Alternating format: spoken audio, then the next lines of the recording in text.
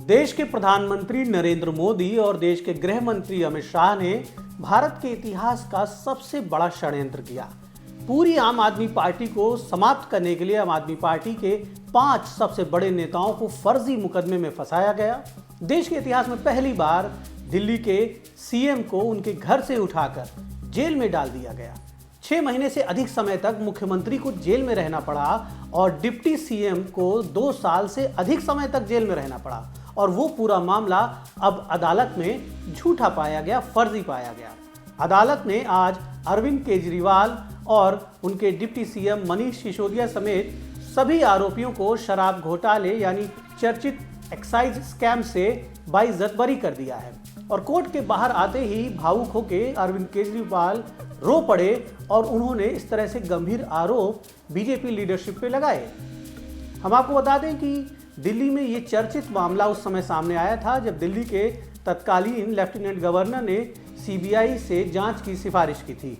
दिल्ली सरकार एक नई एक्साइज पॉलिसी लाई थी जिसे चर्चित शराब नीति कहा गया था और बाद में ये आरोप लगाया गया था कि मुख्यमंत्री अरविंद केजरीवाल और उनके आबकारी मंत्री के रूप में कार्यरत रहे डिप्टी सीएम मनीष सिसोदिया ने अपने फायदे के लिए, भ्रष्टाचार के लिए नई आबकारी नीति लागू की थी।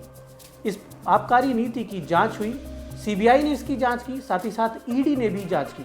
दोनों एजेंसियों ने अलग अलग मुकदमे दाखिल किए और उसके बाद जांच करके चार्जशीट भी अदालत में दाखिल की, जिसके बाद सीबीआई ने केजरीवाल को गिरफ्तार किया और केजरीवाल से पहले इस मामले में उनके डिप्टी सीएम गिरफ्तार हो चुके थे। हम आपको बता दें कि भ्रष्टाचार के मामले में संजय सिंह को भी लंबे समय तक जेल में रहना पड़ा था। अब ये सारी कार्रवाई अदालत से समाप्त होने के बाद बड़े सवाल भाजपा के ऊपर भी खड़े हो रहे हैं।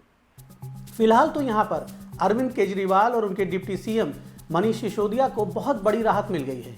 पूरी आम आदमी पार्टी को बहुत बड़ी राहत मिल गई है और इसे वो एक जीत की तरह, एक विक्ट्री की तरह दुनिया के सामने ला रहे हैं।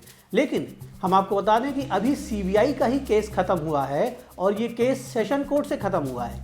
सीबीआई के प्रवक्ता ने ये साफ संकेत दे दिए हैं कि वो सेशन कोर्ट के इस फैसले के खिलाफ हाई कोर्ट में अपील करेंगे। यानी मुश्किलों में अभी सिर्फ एक टेम्परेरी ब्रेक लगा है। हो सकता है आगे हाई कोर्ट से ये केस फिर ओपन हो जाए।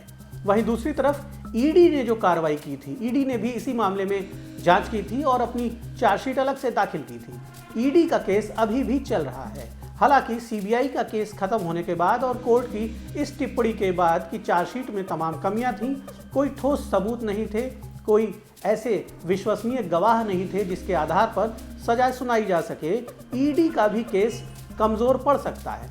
फिलहाल ये दिलचस्प राजनीतिक और कानूनी लड़ाई अभी आगे तो लंबी चलेगी, लेकिन फौरी तौर पर अरविंद केजरीवाल को बड़ी राहत मिल ही गई है और जिस तरह से रोते हुए उन्होंने देश के प्रधानमंत्री और गृह मंत्री को निशाने पे लिया है, निश्चित तौर पर उनके आंसू जरूर दिल्ली में आने वाले समय में कुछ राजनीतिक फूल खिलाएंगे। द इंडियन ओपिनियन के लिए दीपक मिश्रा।